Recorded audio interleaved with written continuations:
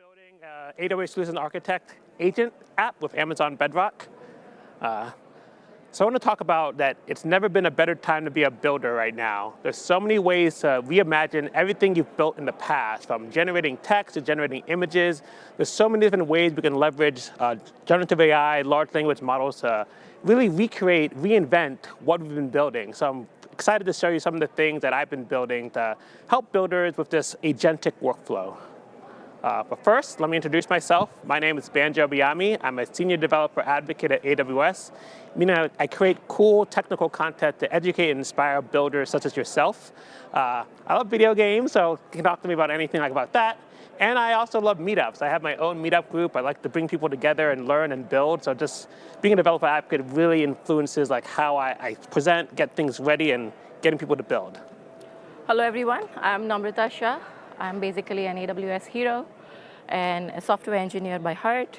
By profession, I work as a managing director and head of engineering for an asset management firm called as Nuveen. And by passion, I'm a YouTuber. I have my own YouTube channel where I post a lot of AWS tutorials, hands-on labs. So if you're passionate about AWS and want to learn more, feel free to explore my channel. I do post regularly. But nice to meet all of you and looking forward to this session. So go over the agenda. I'm going to talk about some of the tools us builders use to develop agentic workflows, what an agentic workflow is and why we should care about it, and then I'm going to do some live coding to see how we actually build something that's useful to help Namrata. So let's go into the builder tools first. Well, thanks, Banjo. So before we dive into building our agentic app, let's look at what some of the tools that are available to us. So this is the AWS Gen AI stack. I believe some of you might have already seen this slide earlier, but for the benefit of those who are seeing the slide for the first time, let's review to the stack bottom up, right? So right at the bottom, we have multiple tools that talk about the infrastructure to build and train and deploy your AI models or your foundation models. So we have services like Amazon SageMaker, which by the way is a fully managed service that allows you to build, train, and deploy your models. We also have chips like AWS Trainium and AWS Inferentia. Just as the name says, Trainium is typically a chip that is used for training models, and Inferentia is basically a chip that makes the model inference process far more performant and efficient. You can use these chips along with GPU-based EC2 instances. GPU stands for graphical processing units. So of course, we have a lot of infrastructure that is available to us if we want to build a foundation model for ourselves from scratch. Above that, once your foundation model is built, so that's one option, or you can also buy a third-party foundation model. And we'll be looking at some of the foundation models in a little bit. So once you have decided on what type of foundation model you have, then you can use that foundation model with Amazon Bedrock. So Bedrock by itself is a fully managed serverless service that allows you to build and scale Gen AI applications using a foundation model. And in our session today, we will be using this service to build our agentic apps. So Bedrock has certain features like knowledge bases, guardrails, agents, and we'll be using all of those features to build our agentic app and our agentic workflow. And above Bedrock, what you see is Amazon Q Business and Developer. I believe by far, Q is one of the most, let's say, well-known application that's built on Bedrock, right? So I guess most of you know about Amazon Q Developer. It is a coding assistant that works along with you while you're coding. It tells you, what to write, what code. It suggests you code suggestions. It can also fix code for you. And in our session today, we will be using Q to do some development that is like coding. We also have some code that is pre-written, and we will use Q to explain that code or describe that code to us. Along with that, we have Amazon Q Business, which is typically used by business users to provide insights and automation into any kind of business data repository, knowledge, documents. You can use it with anything, typically depending on your use case. So hopefully this Gen AI stack is clear. So as we were talking earlier, now remember that we have all the required services to build a foundation model or an AI model for ourselves. But not everybody wants to build a model, right? So let's say if you want to use a third-party model, what do you do? So on the screen over here, and this is one of the very good screens or a PowerPoint slide if you see over here, you have Bedrock. We have all the third-party providers listed over there. And at the bottom, we have all the models that are provided by these third parties. Of course, there are additional third parties being added, additional models being created by these existing third parties. But this is a good summation of most of the models or the popular ones that are there out in the market. Now, let's say if you were looking for a model for text summarization. So if you see over here, and right in between in the white over here, you can see that you have Amazon Titan models that support text summarization. We have Anthropic models that support summarization, and we also have Mistral models that support text summarization. So that's why I really like this particular slide, because if you want to accomplish something and you're looking for a model, then basically what you need to have is this picture. You can directly go over here, and you can keep on updating this as new models come. So that's Amazon Bedrock. And finally, we have Amazon Q Developer. Now, I'm not going to go into the details of Q Developer because there are too many sessions during reInvent. But as I said earlier, Q Developer is a coding assistant that works with you. It basically tells you what kind of code to write if you give it a specific use case or your requirement. It can also help you optimize the code. It can help you to fix your code. It can also help you to explain your code. So it just depends what you want Q to do, and in most cases, it will do. So this is all the tools that we are going to use for our session today, particularly the agentic app that we will be developing. We will be using Amazon Bedrock along with Q, and then continue further ahead. So with that, let's go to agentic workflows. All right, so the reason you're all here, let's go into what agentic workflow really means. So I like to say an AI agent is an autonomous system that perceives, decides, and acts to achieve goals, adapting its behavior based on experiences and interactions. So I had an idea, I helped Claude 3.5 help me fine-tune that, but it really gives the agent agency to decide what the best thing to do in the framework of tasks. Think of it as a pipeline. So when I look at agentic systems, I don't like to think of it as like a binary, this is an agent or not an agent. Agentic is really about a spectrum. So we could have rule-based, like if-then statements. You can have traditional machine learning models, or this question in the middle where we're just kind of throwing things together, trying to try different things out, and not saying this is an agent, not an agent. It's really a spectrum. Don't try to pigeonhole yourself into doing that. So these are the 4 key design patterns I've seen of the agentic workflows. So reflection, so self-examination. Can I get better? Is this what the actual result the user wanted? Tool use, so if you ever use like a publicly available chatbot, you want it to search the internet or do some kind of post method. It can't do that without abilities to do that without a tool. So tool gives a large language model the access to access different information, data processing, or taking actions from another site.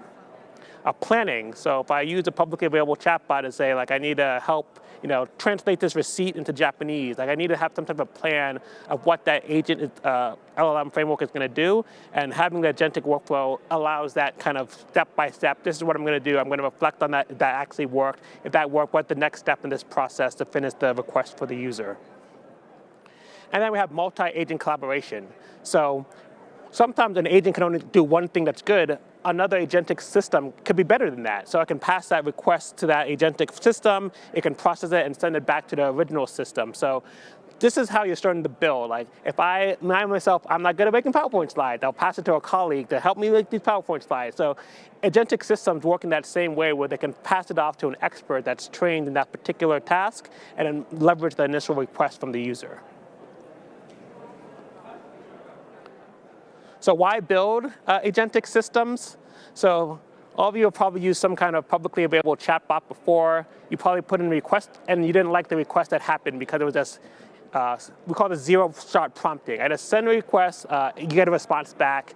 I didn't like this response. It didn't help me with what I was doing. We need some kind of framework around LLMs to actually provide something useful for the end user. So breaking down complex tasks to adapt strategies. Increase autonomy. When you're giving a wide open-end request, it's not a simple lookup. You're going to have some type of intelligence to understand the context behind the request, use maybe an external tool to find that answer, and respond something that's going to be useful for the end user. Efficiency, so multi-step processes. This is not something that you're going to do once. Maybe you have to do many times. You need to automate it, put a pipeline around that. This is where the agentic system is much better than just sending a zero-shot prompt to an LLM. And then scalability. Once you have multiple complex tasks, things are going on, you're going to need the agentic workflow to codify how your LLM responds. So one example is Amazon Q Developer. There's a /dev feature that's able to take the code in your code base, look through the code, see what the user requested, test things out, make tests on it, and then provide a final result to the user that actually went through the whole pipeline behind it. Unbeknownst to the user, you just say, these are the files I updated. Do you want to accept that, yes or no?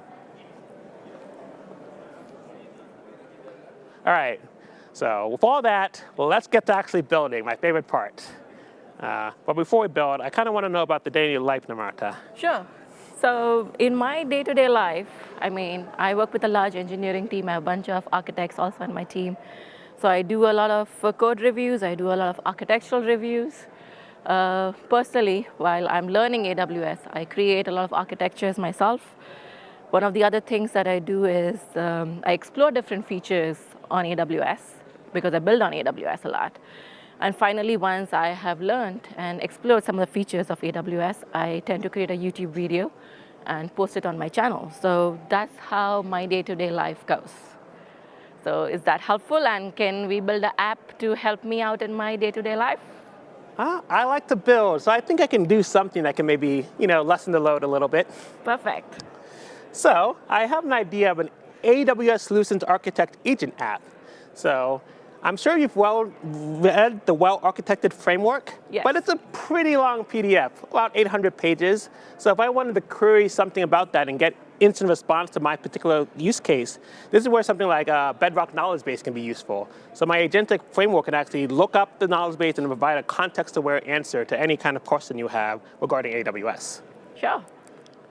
And then deploy infrastructure. If you wanted to write a Lambda function, create CDK, writing that could be hard from scratch, but if you had an agentic framework that can, like look at a diagram or describe something and then generate code for you to try and just start from scratch, that's going to help you a lot when you're building. Sure.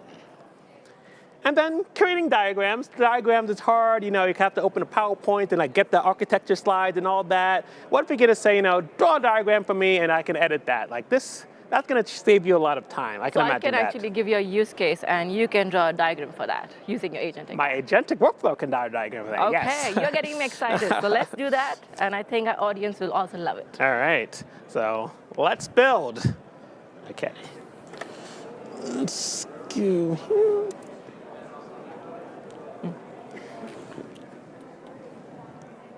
All right, cool. So I am in the Amazon Bedrock console, and this is the agent builder. So I'm going to go through, let's edit this agent. So when you come to the agent console, let me make this a bit bigger. You describe the agent, you can describe it. So agent AWS, automated AI-powered agent, help customers, query the AWS well-architected framework, write code, and create diagrams. You can pick a base model for this. I'm picking Claude 3.5 Haiku. And I also give instructions. You're certified solution architect agent, help customers understand, returning response in Markdown to give emphasis on what the best way to help customers are. And then here, this is where the magic comes. So I have these action groups. So you can think of action groups as standalone Lambda functions, and we call these tools. So I have 4 different tools here. So I have a tool to create a Lambda function, describe AWS diagrams, draw AWS diagrams, and then take a website and turn it to text. So what I'm asking the agentic workflow is something it can't do by itself. It's going to call these tools to help it respond. And I also attached the knowledge base. So I mentioned the AWS well-architected framework. So the AWS well-architected framework is in this knowledge base, so we can ask questions about that and we'll get a response back. Awesome. So let's actually go to the agent. So I used something called Streamlit. So Streamlit is a Python module that you can create something front-end, all in pure Python without any HTML, JavaScript. So I like Python. It was simple for me. I don't like writing front-end, so this was a great way. So let's just show you what this agent can do. First, we're going to invoke the knowledge base. So simple question like, what are the best practices for cloud security? OK, let's see what it has to say. So yeah, so I mentioned about agentic workflows do planning. Rationale, I'm going to use the knowledge-based search function to comprehensive information about cloud security. Once you did that, you can see knowledge-based lookup. So the knowledge base is another tool for the agent. The LLM could have probably tried doing something by itself, but it didn't have the grounded context of the well-architected framework. And then it gets that knowledge output, it gets all this text back from the knowledge base that's already there, and then it's able to format it using Markdown. So now shared responsibility model, use IAM, security foundations, et cetera. So sure, a regular public available chatbot can do that, but it doesn't have the context of the well-architected framework. And as a builder, especially when it comes to security, you want to be absolutely sure that you have the right context available for yourself. Perfect. No, this is absolutely helpful.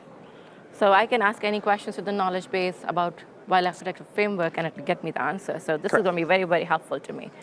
So how about, as I said, I do review a lot of architectural diagrams. Okay, yes. So can you either review a diagram or create a diagram for me? So yeah, let's review a diagram. So I have an example here. What kind of diagram is this? This is like a media streaming solution. You see like an S3 bucket, there's a transcribing server, Media Live, and it has CloudFront to host it. So I can do something like, can you describe this diagram? So it takes the diagram, it uploads the diagram to S3, and I'm going to use the describe AWS diagrams function to analyze the AWS diagram for media streaming. So while that's going on, I can give you a quick peek of how that code actually works. So okay. I mentioned Amazon Q before, so let's open Amazon Q. Let's make this a bit bigger. So one cool thing about Amazon Q, there's actually this Amazon Q explain feature. So what that does, it actually sends the entire code to the Amazon Q, and it's able to describe. So this code is a Lambda function to analyze AWS architected frameworks. It gets this code from S3. It uses the Python library in PIL. Base 64, you have to turn the image to a base 64 image to understand that. It converts it to S3. It uses Claude to understand the image. So yeah, AI model Claude 3 Sonnet via Amazon Bedrock, and it gets that information back. And it gives it enough information for a human expert to explain each time. So if we go back to our code or our app, it called the call describe AWS diagram function. It gets the observation of what that diagram was, and then has that final response. So it talks about the ingestion stage, the processing stage, the delivery stage, the architecture designed for scalability, multi-format support, etc. Perfect. So we just had Black Friday here in the US. Yes. And I'm a lot sure of shopping. that a lot of shopping. But I believe it would be great if your app can create an architecture for an e-commerce website. Okay, yeah. So I'm sure everybody can relate to that part. Right. So yeah, this is also a great example. So let me restart this. So we did something, we just described a diagram, but now I'm actually going to create a diagram from scratch. So can you draw an AWS diagram that shows an e-commerce architecture? Okay. So going back to that planning stage, I'm going to use the Draw AWS Diagrams tool to create an AWS diagram for a typical e-commerce site. So it calls the function, Draw AWS Diagram. It created an image for that. And then what's next? Now, this is what I really like about agentic workflows. It says, now describe the diagram to provide context. I didn't tell it to call that describe diagram function, but the agent said, I'm going to do that anyway because the user needs that context to understand what's going on. So that's just really what I like about agentic workflow. I didn't say if I call this function, do that. The agent took agency on itself to call that. So that's really the power of what agentic workflows can do. So now you see we got the image, front-end tier, application tier. It created this image here. So it used the diagrams library. It wrote the code and executed that. So it had this nice, pretty diagram already here. It put it in S3 as well, and it's able to describe that. All from that simple prompt. Just from a simple prompt. This is very, very impressive, Banjo. But you know what would really help? So drawing pictures and diagrams is really very nice, but what gets tricky is deploying the infrastructure on AWS. That's true. So if this app could create a script that I could use or my developers could use to deploy it on AWS, that would be really very helpful. So how about creating a CDK script? You're in luck. CDK is something my agent can handle. So I can say, can you create a Python CDK script to deploy this. Okay, so it has the context already in the conversation. It knows what the infrastructure is. It has the image. It has this. So now the agent is able to take this and it's going to write some Python code for me. So let's give it a second. Running. It's running. And we can actually look in the back end, like it's doing all the things, which event is coming through, what's going on. Rationale, there it goes. So what did it think for that? I'm going to create a comprehensive Python CDK script to refer to the e-commerce exercise I just diagrammed. I'll break this down in components and best practices for CDK. So now we have this huge script right here.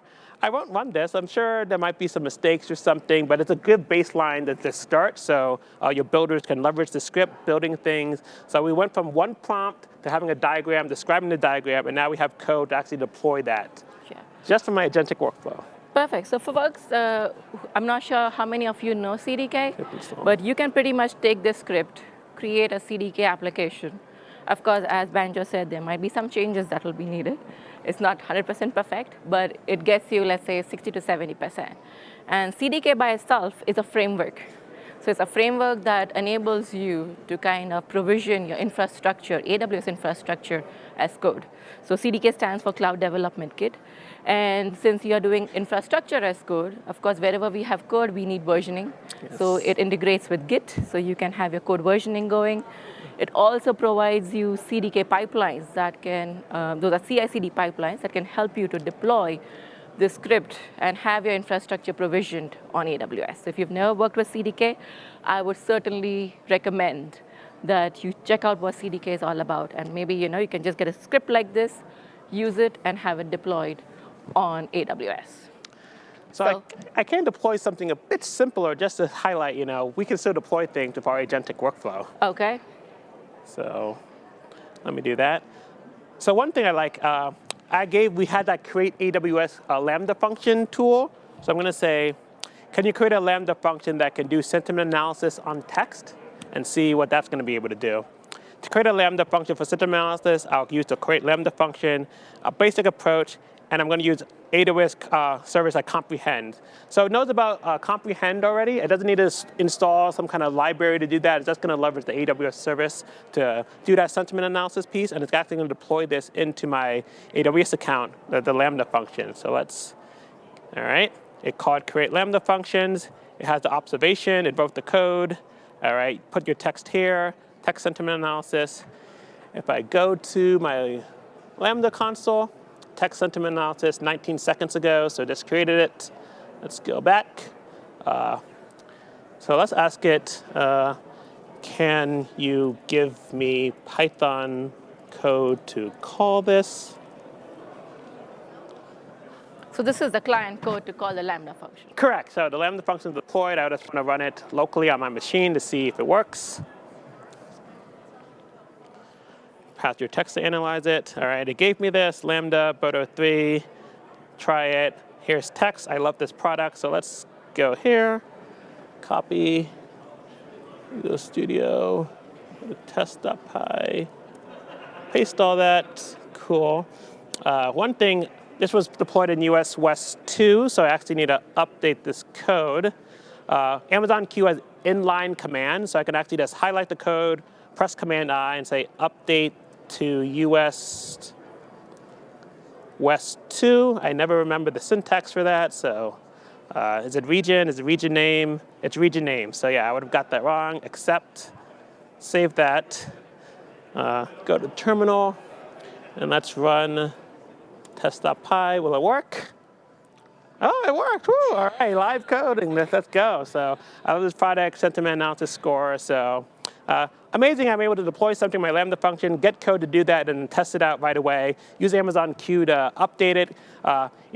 Me as a builder, I'm in control. Like Amazon Q isn't replacing developers. Like me, I knew it was in US West 2. The agent didn't have that context, but I did, so I was able to use the tool to help me. So that's me being a builder. I love tools like this because I can stay in the IDE, start building things, testing things out. It's really, like I said in the beginning, the best time to be a builder because these tools really just empower you to do so much more. No, absolutely, Banjo. And for those who are looking at it right now, right? So This is live coding. We're actually doing this right now in front of you. And you saw that Bedrock actually created this code, the client code. We're basically just using it by just making one very simple change. So that's the power of Bedrock agents and Amazon Q. And it's just amazing as to what you can do depending on what your use case is. We are just taking this one particular use case to kind of demo this to you guys, to demo the power of this particular feature and this particular tool. So what else do we have today? We had another tool. What else? Clear conversation. We had that website text tool. Like, what are the top 5 stories from the blogs? I'm sure this page is going to be updated many times throughout this week. So what do we have now? I used the website to text function to extract content from the blog and then analyze the top stories. So it's calling that Lambda function. Give it some time. Let's see. Action group, website to text. It got the observations. All right. Top read announcements, like I said, guard duty, container images. So yeah, so they're able to take the text, turn that text into a format that can be read for an LLM and then process all of that. So this is another cool tool to have. So really, as a builder, you decide what tool and context you need for your LLM or your agentic workflow to use, and see what happens. So I'm just going to try and push my luck a little bit. Ooh, okay. Okay. Let's go. So you could create the CDK script. You can create the client. Okay. Can you create the CDK app? CDK app. Itself right now, or maybe next time. What should I ask? To create the CDK script with the app. Let's see, can I create the app? Create a CDK, for what app? CDK deployment app. Deployment app? Okay, this is, create a CDK deployment app. Let's see what happens. Create a CD, what would this app do? I'm curious. Basically to deploy a CDK script that we created earlier. Okay. Okay. So I think it came up with the app Rationale. setup I'll guide. create a step-by-step procedure with the best practices. Install Node. I didn't say Python this time, so I said Node. Okay. But yeah, so it gives you the thing, deployment command, CDK synth, deploy, destroy, best practices. So it gives you like how to get started using CDK. So perfect. Not an app per se, but I guess you are the app. You know, you're running these commands to deploy something. So perfect. Yes. So this is the reason why I asked something like this, guys, is because let's say if you are creating an application, or if I want my developers to create an application, I can give like, okay, a handout, like, okay, this is how you go about creating an app. This is how you go about deploying your script on AWS. So this is pretty handy. This is really very neat. So Banjo, I think this is going to be significantly helpful to me in my day-to-day life. So I like to hear that. Yes. All right. Let's go to recap.